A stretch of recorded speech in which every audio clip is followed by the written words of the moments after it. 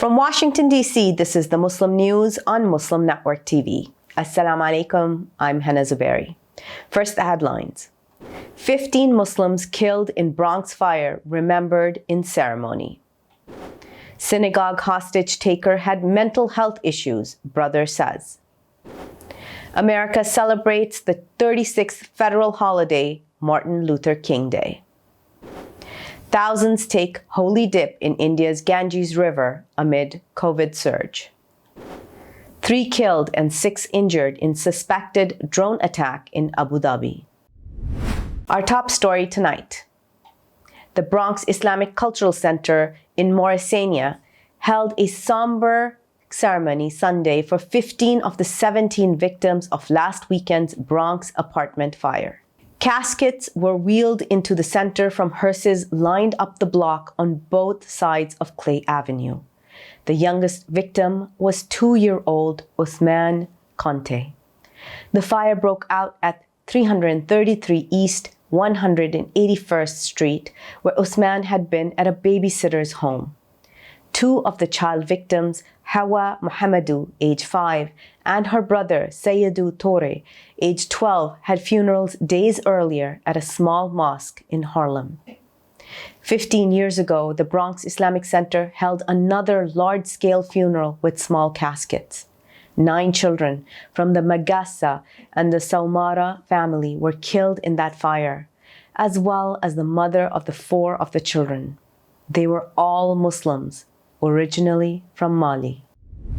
Malik Faisal Akram, the man who caused a dramatic 10-hour standoff Saturday at a Texas synagogue last weekend, had mental health issues, according to his brother. The 44-year-old British national held 4 people captive at Congregation Beth Israel in Colleyville, Texas. Akram wanted Pakistani neuroscientist Dr. Afia Siddiqui to be brought to the synagogue so that both could go to heaven together. President Joe Biden called the siege an act of terror. Biden added that Akram allegedly brought the gun on the street. CNN said Akram had spent only 5 weeks in the U.S. and slept 3 days in a homeless shelter. On Sunday morning, the Blackburn Muslim community in UK shared a statement from Akram's brother, Gulbar Akram, who said his sibling suffered from mental health issues. Gulbar said his family worked with the FBI to convince his brother to release the hostages unharmed. Several Muslim leaders and mosques promptly issued statements of solidarity with the hostages and condemned the attacker. That MLK was not born MLK might be news to some, as America celebrates the 36th federal holiday, Martin Luther King Day, today. USA Today is reporting that in 1934, his father, Michael King Sr., changed his name and his son's name. He would thereafter be known as Reverend Martin Luther King Sr. His 5-year-old son, also a Michael, would be Martin Luther King Jr. As the country is coming together to honor the life and legacy of civil rights leader Dr. Martin Luther King Jr. today, equal voting rights for all Americans are still in peril. Democratic lawmakers will mark the holiday without delivering on a promise to vote on the voting rights bill. Senate Majority Leader Chuck Schumer made the announcement on Thursday, breaking his promised deadline to vote on a rule change by the federal holiday honoring the late civil rights leader. U.S. President Joe Biden and First Lady Jill Biden packed food boxes while volunteering Sunday ahead of the National Martin Luther King Jr. Day of Service. They joined hunger relief organization Philabundance in Philadelphia, Pennsylvania. The National Martin Luther King Jr. Day of Service is a nationwide effort to transform the federal holiday honoring Dr. Martin Luther King Jr. into a day of community service that helps solve social problems. The Day of Service was created in 1994 through federal legislation co-authored by former Pennsylvania U.S. Senator Harris Walford and the late U.S. Congressman John Lewis of Georgia. Both were veterans of the civil rights movement with Dr. King. The largest mass assembly of poor people and low-wage workers in this nation's history will converge on Washington, D.C. on June 18th. The event is being organized by the Poor People Campaign and its partners. That includes members and allies of organized labor, the civil rights movement, and religious communities from across the United States. The Reverend Dr. William J. Barber II, co-chair of the Poor People's Campaign, said the massive nonviolent march on the nation's capital is not a singular event. Barber said Friday it is the declaration of an ongoing, committed, nonviolent, truth-telling, multiracial, interfaith, moral movement. The U.S. and U.S.-based Cuban organizations have sent roughly 7 tons of powdered milk to Cuba. The island is suffering from severe shortages of food and medication. This is the result of the tightening of a U.S. embargo on Cuba by former President Donald Trump. President Biden has not lifted it. It is also because of the COVID-19 pandemic supply chain issues. A new missionary training facility will be opening in 2 office buildings in Dearborn, Michigan. The city of 110,000 people is 40% Muslim and has the largest per capita population of Muslims in the U.S. The building's owner, Paul P. Hancock II, lives in East Dearborn neighborhood where virtually everyone is Muslim. Intercultural Ministries Senior Director Wayne Huffman applauds the center's uniqueness. It will partner with Live Dead, a church planting group, to include classroom teaching on subjects such as Arabic language and culture, spiritual warfare, and Christian theology. Muslim American human rights group Justice for All joined Illinois faith leaders in signing a letter urging state lawmakers to enact bond reform. It led to the passage of the Pretrial Fairness Act in January of 2021 and was signed into law last February. On the anniversary of the law's adoption, advocates plan to celebrate the victory and strengthen the movement for pretrial freedom in Illinois. The law will be fully implemented in 2023. Justice for All is inviting supporters to sign on to another letter reminding state lawmakers of the moral and religious imperative to support the act. Hundreds of thousands of Hindu worshippers flocked to the banks of the Ganges River in India's West Bengal state Friday, despite a surge in COVID-19 infections. The Ganga Sagar Mela is a 9-day festival that runs from January the 8th through the 16th. The age-old ritual of bathing in the waters of the holy river traditionally draws millions of pilgrims to its banks. In 2019, a record 3.5 million people bathed there. Despite appeals from medical experts to cancel the event this year, tens of thousands of worshippers had already arrived at the site ahead of the festival. Experts warned the situation could worsen COVID-19 infection rates, driven by outbreaks of the Delta and Omicron variants. The Parliament of the World's Religions, the world's largest international interfaith group headquartered in Chicago, has denounced another namesake group's hate speech. A meeting of the Dharma Sansad, which translates to Assembly of Religions in English, held in Haridwar, India last month, reportedly included calls for lethal violence against certain religious minorities. We vehemently disavow any association with such speech and the views it expresses, the Parliament of the World's Religions said in a statement. The interfaith group also disavowed any connection with the Hindu group that sponsored the meeting and urged Dharam Sansad not to be referred to as Parliament of Religions. The Parliament's mission is to cultivate harmony amongst the world's religious and spiritual communities and to foster their engagement with the world. A possible drone attack at Abu Dhabi's international airport that caused an explosive and a fire on Monday killed 3 people and wounded 6. Abu Dhabi's police identified the dead as 2 Indian nationals and 1 Pakistani. They also said an investigation was underway. Yemen's Houthi rebels claimed responsibility for the attack. The Iranian-backed Houthis have claimed several attacks in the country, which Emirati officials later denied took place. In related news, the attack comes as an Emirati-flagged vessel found itself recently captured by Houthi rebels, along with its 11-member crew. The rebels have rejected a UN request to immediately release the crew last Friday. The UAE has described the Raubi as a civilian cargo vessel leased by a Saudi company. The Houthis say they captured the ship because it was carrying military assets.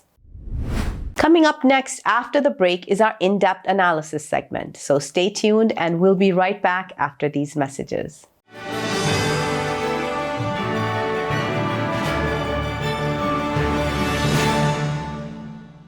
If I could be you, and you could be me for just 1 hour.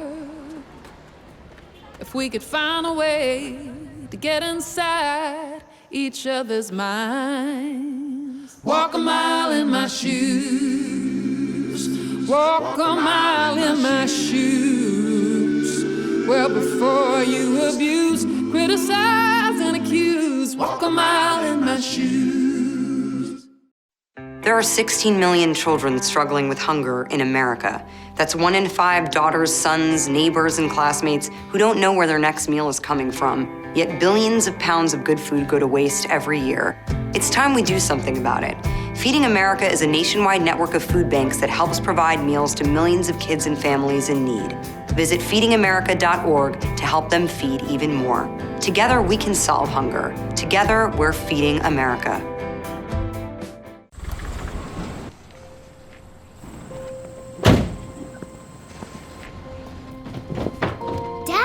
They took over my bedroom. Come on, come on.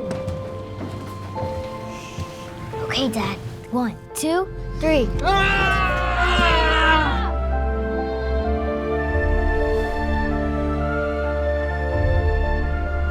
Dad!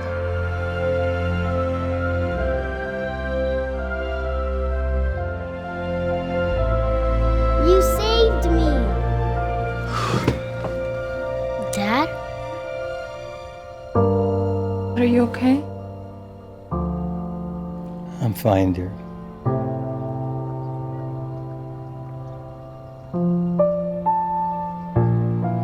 Your hero needs you now, and AARP is here to help. Find the care guides you need at aarp.org/caregiving.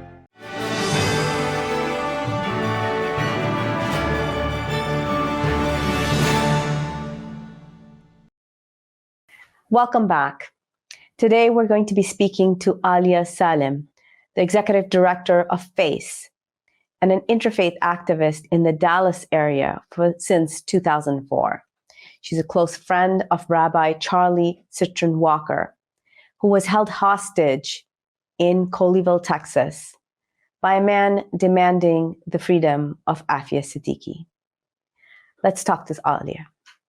Thank you so much for being here today, Alia. Thank you so much for having me.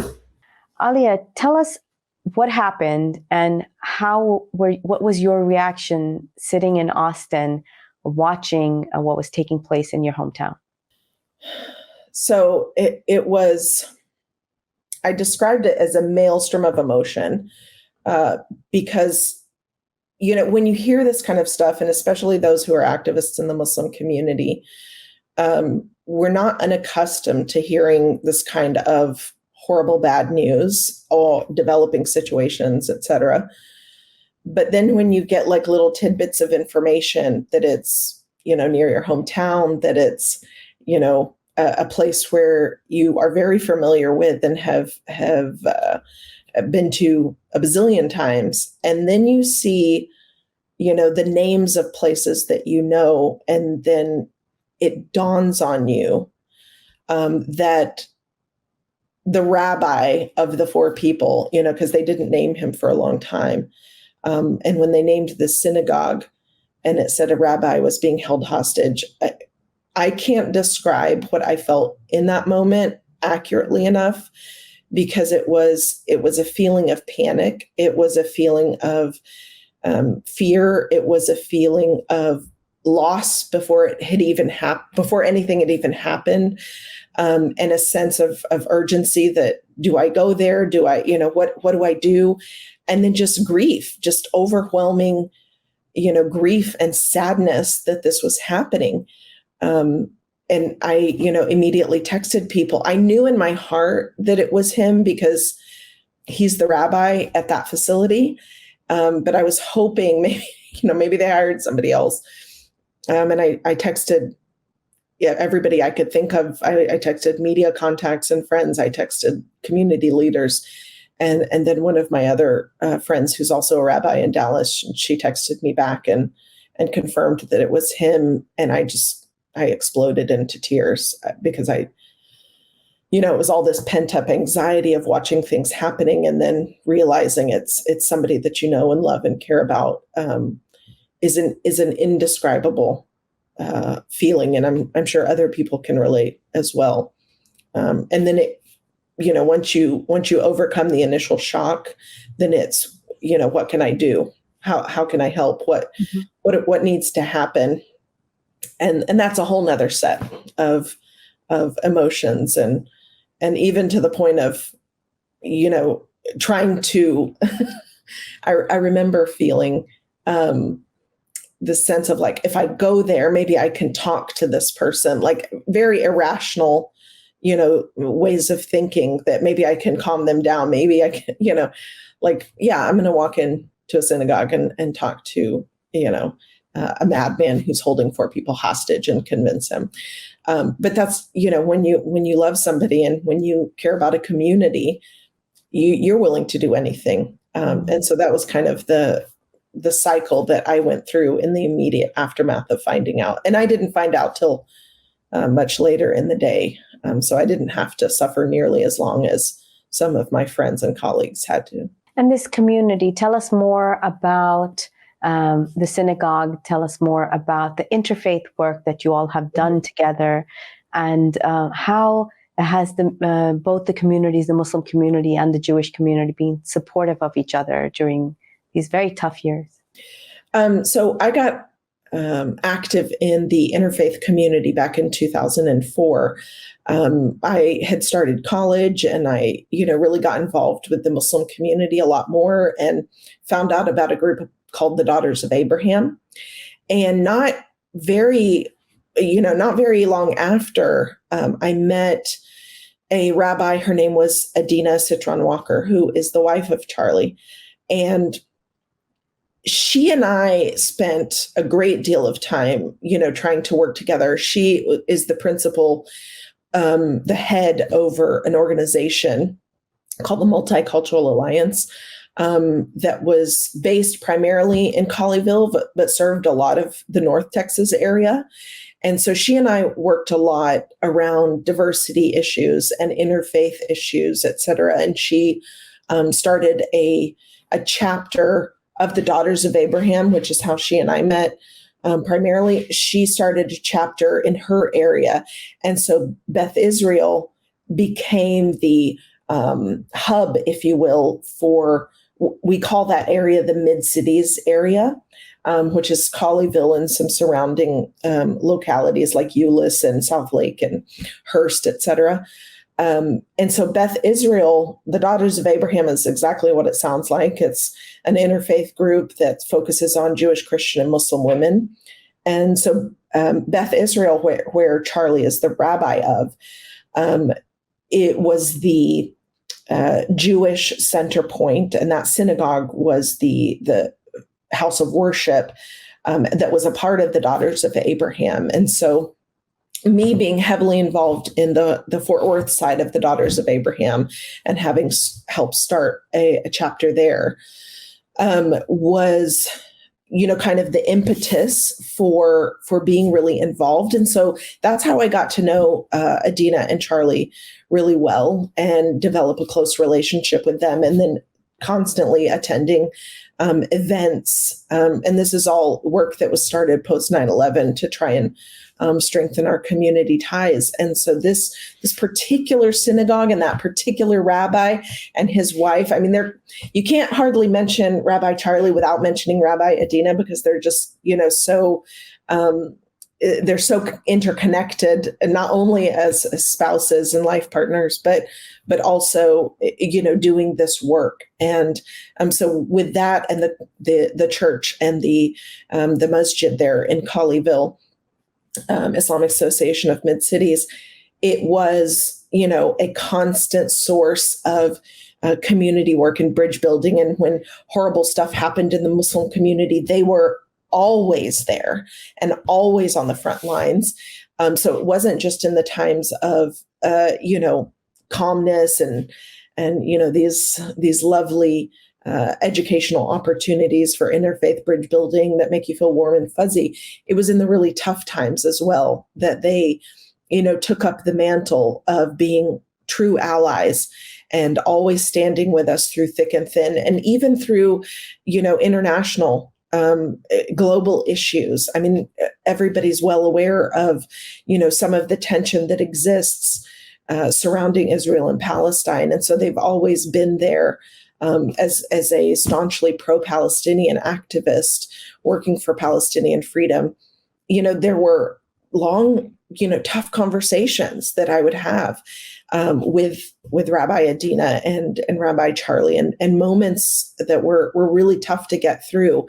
And they were always so calm and so patient and so understanding and so open, and always taking, the stance of love and listening and learning and trying to do the work, right? The real work, not just the warm and fuzzy stuff, but the real work of how we think about all of these issues in our community and how important it is for us to all stick together. So when I say that synagogue and those individuals, and Rabbi Charlie in particular, are a part of the glue that keep our community thriving, it is not an overstatement. It is a deep understatement. So what do you think of the FBI's statement that this had nothing to do with anti-Semitism or the fact that this was a synagogue? What were your thoughts when you saw that statement from the FBI? So, I have to be honest, I don't focus a lot of my attention on what the FBI says. That is in large part to my personal beliefs on how the criminal legal system operates in the United States, and particularly the FBI, and what the FBI has meant to my community. So I don't put a lot of weight on it from a day-to-day perspective. But, hearing you talk about it, I don't know. What I do know is that the Jewish community, much like the Muslim community, are constantly being targeted for harassment, for hate crimes, for violence. And we know that as much as, the Black Christian community know that with church burnings and the Black community at large know that as being targeted, and other marginalized communities. And so, perhaps it wasn't. Maybe it had nothing to do with anti-Semitism. I don't know all of that. But what I know is that's what it feels like. It feels like that they're targeted because they were Jewish. It feels like that this is,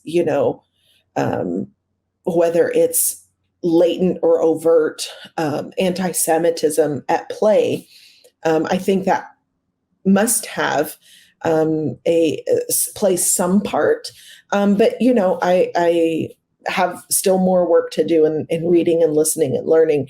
I have been much more focused on, the safety of my friends and how they're doing, and trying to do whatever I can to help this situation. But in the end, it doesn't matter in the long run, other than, how we go about learning from it. What matters is that these people were held hostage for over 12 hours, and they were terrified and horrified and didn't deserve to go through that. And because of my relationship with Charlie and with Rabbi Adina, both of them, literally the kindest, sweetest people in the world. And for them to have to go through this is just gut-wrenching. So it's hard for me to separate and put my professional analytical hat on, because they're my friends. And they've, it takes on a different persona. It takes on a different, perspective. You don't care why. His life was in danger, and that's all I cared about. And you are on another intersection as well. You also have been involved in the Free Afia movement, and recently, especially. So, so there was another layer to this horrific tragedy. What were your thoughts then? So, if I do put on my Islamophobia hat, and I do put on the hat of doing work against political prisoners and post 9/11 political prisoners, and Dr. Afia in particular, when I started reading it, I was like, this doesn't make sense. First of all, I'm familiar with Dr. Muhammad Siddiqui, your brother, who lives in Houston. I was like, he is just not, that's not matching up with his personality. It doesn't match up with his, modus operandi. He doesn't go through the world like that. But, you always leave a little bit of space of, I don't know him personally, and I don't know what I don't know, but it didn't sound normal. It didn't sound like that was a thing. What it more sounded like were,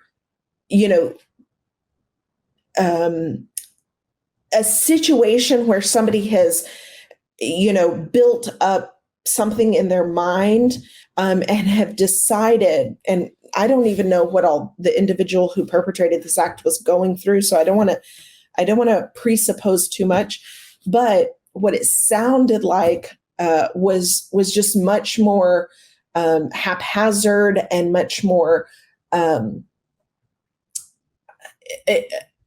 at a loss for words on what I'm trying to think about, but it was so chaotic. It wasn't some sort of, methodical hostage situation where you see, criminal masterminds that are, conducting this situation.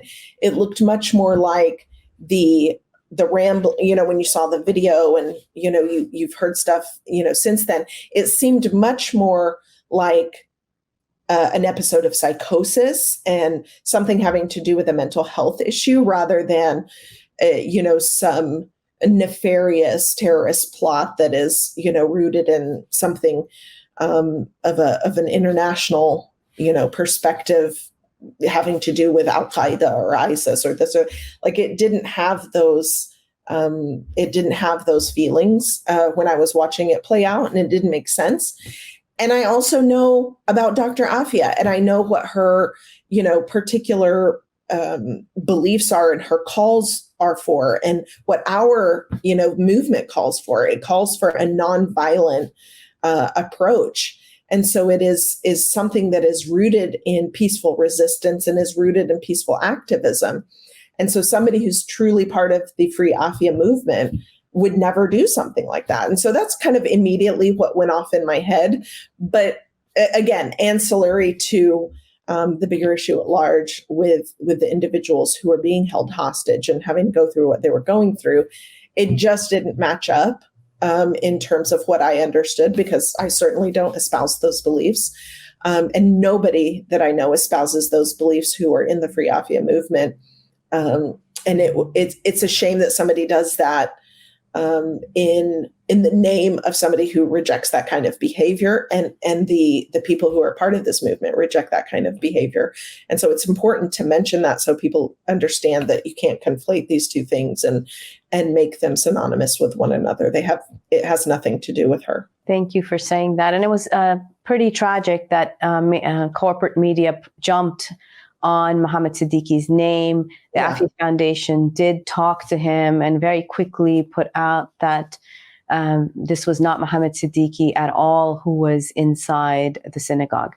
So now let's go back to the Jewish community. What do you think? You're being watched by people in North America, Canada, Mexico.